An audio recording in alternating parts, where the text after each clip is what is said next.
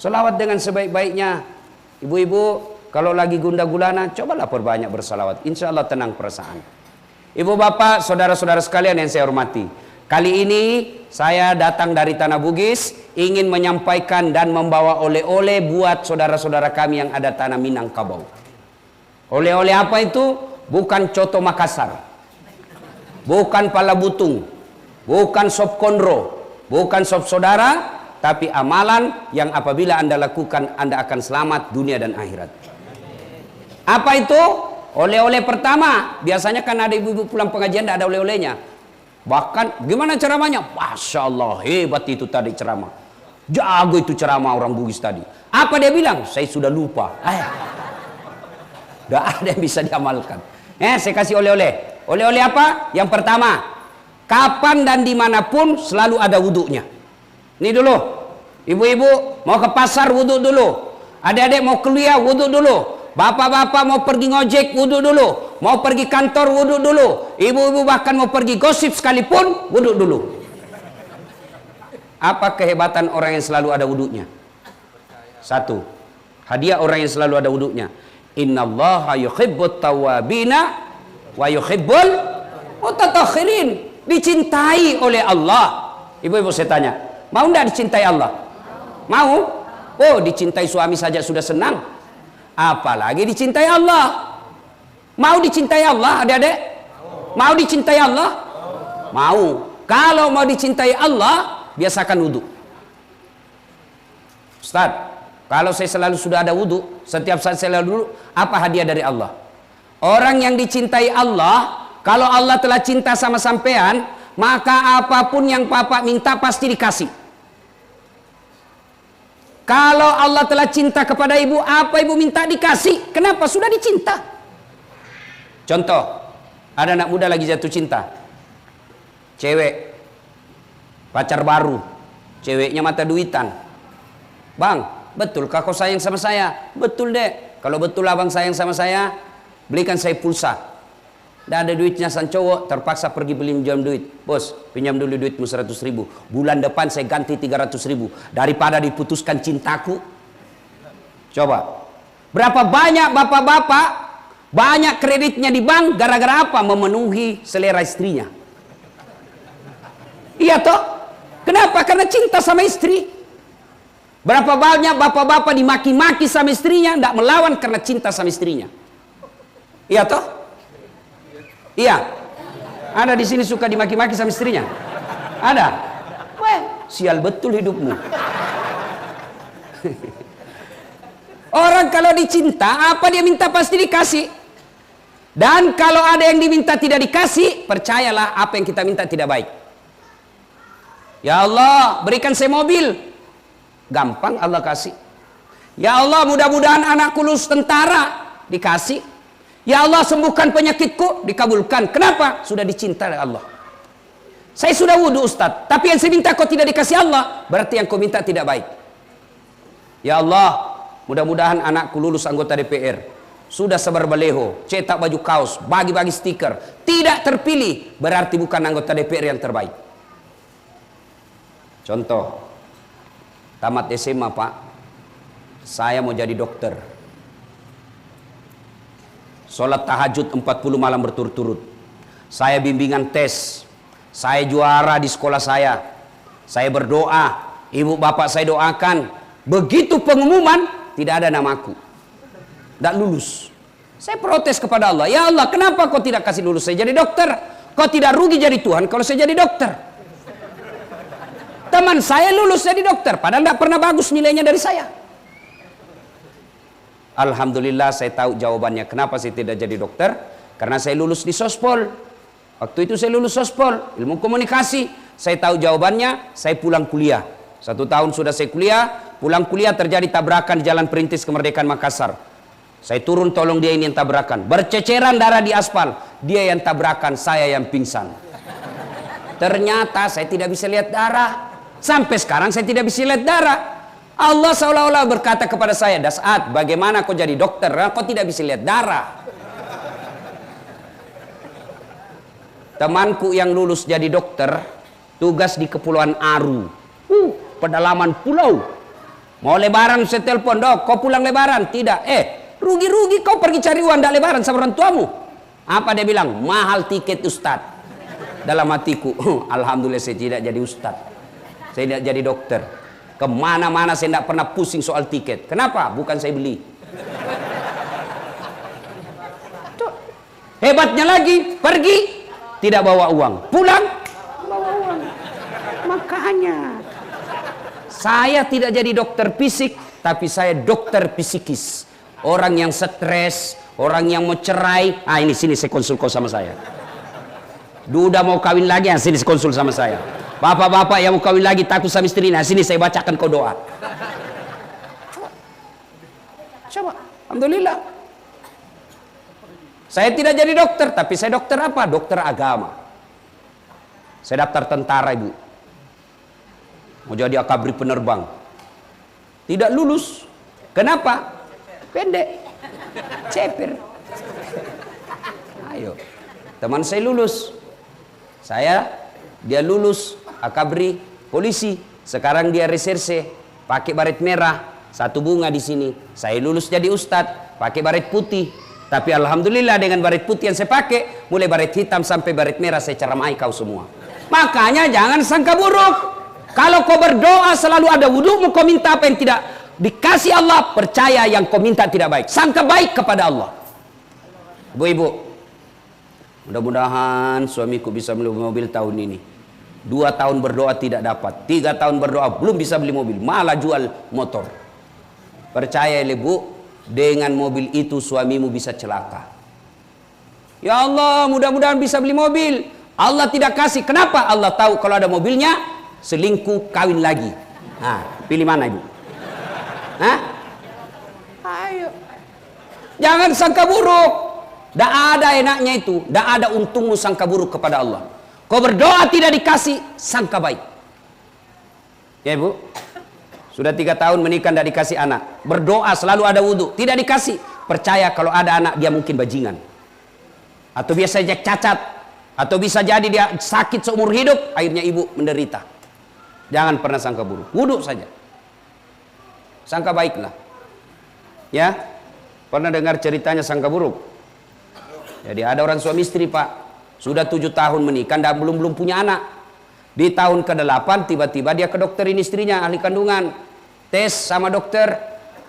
Alhamdulillah, kata dokter, bu, subhanallah, alhamdulillah, ibu sudah terlambat 2 bulan. Senang betul istrinya. Dia telepon suaminya, pak, saya terlambat 2 bulan. Alhamdulillah, jangan kau cerita-cerita ya, nanti tidak jadi, malu lagi kita. Baik. Beberapa hari kemudian datang petugas PLN. Assalamualaikum. Waalaikumsalam. Siapa? PLN. Kenapa pak? Ibu terlambat 2 bulan. Kenapa bisa dia tahu ini? Siapa yang kasih tahu? Wah, dia mulai berasangka buruk sama suaminya. Ini pasti suamiku lagi, ini si gendut ini yang cerita. Datang suaminya baru buka pintu. Gendut, kau memang tukang bohong. Apalagi sayang. Kenapa itu kau cerita? Apa cerita apa?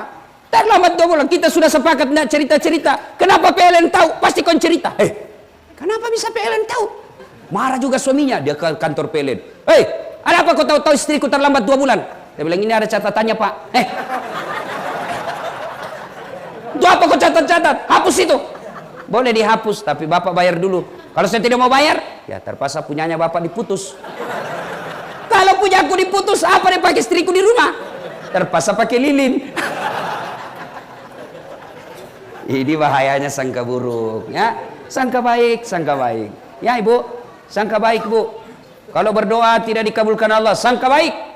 Maka orang yang selalu ada wudunya dicintai oleh Allah. Kalau sudah dicintai Allah, apa yang dia minta pasti dikasih. Kalau tidak dikasih berarti tidak baik buat kita. Saya dulu lagi 2013 ikut Pilwali Makassar, pemilihan wali kota. 10 pasang calon. Kalah Ustadz? Tidak, saya juara 2. Kalah?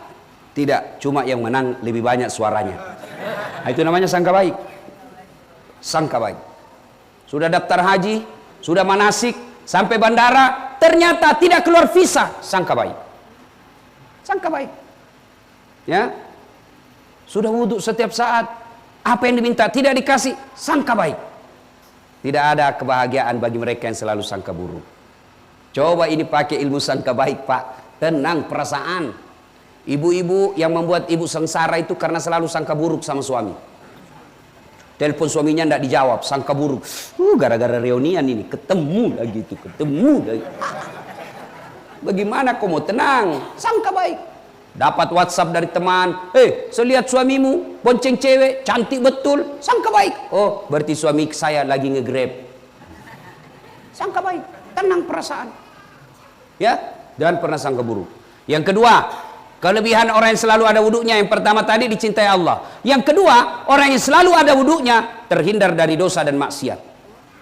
Kok bisa? Contoh, saya sejak dulu, Pak, sejak SMP selalu ada wuduk, kemana-mana saja.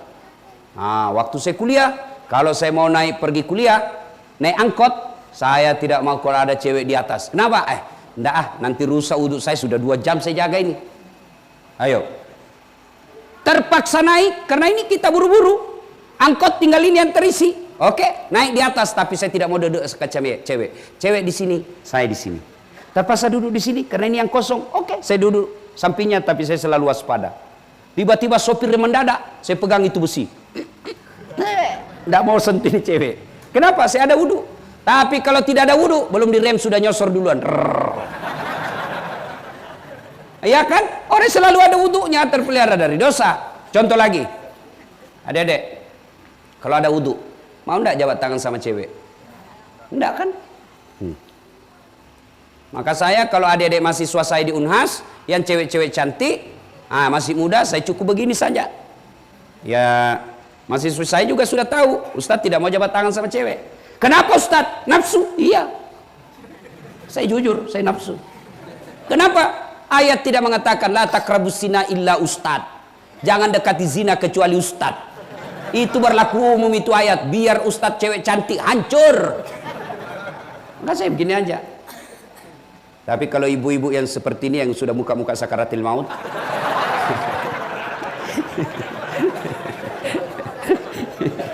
ya saya jabat tangan lah. Ya tidak mungkin sama saya nafsu sama ibu-ibu. Ya tidak tahu lah kalau ibu yang nafsu sama saya. Ya. Coba kalau ada wudhu terpelihara dari dosa. Ya. Coba kalau ada wudhu, kita jauh itu tidak mau sentuhan. Itu menunjukkan kalau ada wudhu terpelihara kita dari dosa. Yang ketiga, orang yang selalu ada wudhunya, insya Allah terpelihara sholatnya. Berapa banyak ibu-ibu pergi pengantin tidak sholat? Gara-gara apa? Susah wudhu. Iya kan? Mukanya dia kira tembok, coklat, biru, abu-abu, krem, kayak orang sudah tumbuh lihat listrik. Jatuh. Bulu matanya palsu, panjang, pipinya biru, palsu, bibirnya merah, palsu, matanya pink. Ada juga warna pink warna matanya, palsu, pantatnya gabus. Alisnya dicukur. Ada lagi model baru saya lihat, dia kasih lebih-lebih putih. Maka saya bilang, kenapa itu? Dia bilang seperti artis Korea. Coba, sudah banyak ini muka. Begitu tiba waktu sholat, tidak pergi sholat. Kenapa? Karena dia sayang make upnya. Padahal sudah haji itu. Gara-gara make up dia tidak sholat. Jadi gimana solusinya Ustadz? Ibu wudhu dulu, baru make up. Sudah itu tahan kentut. Biar ibu sudah wudhu, make up, kentut, batal. Sedikit aja keluar Ustadz, biar sedikit, batal. Nggak habis, batal. Ya. Ada lagi, coba kalau ada wudhu. Begitu masuk waktu sholat, kita tinggal cari tempat. Orang kalau banyak yang nggak sholat gara-gara apa? Nggak ada wudhu. Pergi ziarah jenazah. Ya. Kita pergi melayat orang meninggal. Kan banyak yang tidak mau sholat jenazah gara-gara tidak punya wudhu. Coba kalau ada wudhu. Saya tidak tahu sholat jenazah Ustaz. Ikuti saja imam. Takbir 4 kali, jangan kau ruku. Kalau kau ruku malu sendiri kau. Allahu Akbar. Takbir pertama. Ini Abu Nawas tahu padahal dia tidak tahu. Allahu Akbar, takbir imam, takbir Abu Nawas, Allahu Akbar. Takbir kedua imam, Allahu Akbar, ruku Abu Nawas. Boleh? Kenapa saya saja ruku ini? Takbir ketiga imam, Allahu Akbar, terlanjur deh sujud sekalian. Selesai sholat ditanya, Bu Nawas, kenapa kau ruku? Dia bilang, ini orang banyak sekali dosanya. Nggak dihapus dosanya kalau nggak ruku, supaya habis sekalian saya sujud. Ya, oke. Wudu. Banyak diantara kita nggak jadi sholat gara-gara malas wudu. Maka setiap kalian keluar rumah wudu, tiba waktu sholat tinggal cari kiblat. Anda nelayan, silakan wudu, pergi tangkap ikan. Penuh oli bajunya, oli bukan najis, silakan ada sholat. Allah tahu. Bapak lagi tangkap ikan, situasinya darurat. Saya lagi jual ikan, Ustadz. Allah tahu bapak lagi jual ikan. Ya sholat kamu di tempatmu jual ikan. Biasa yang membuat kita malas sholat gara-gara tidak ada wudu. Maka setiap keluar rumah wudu.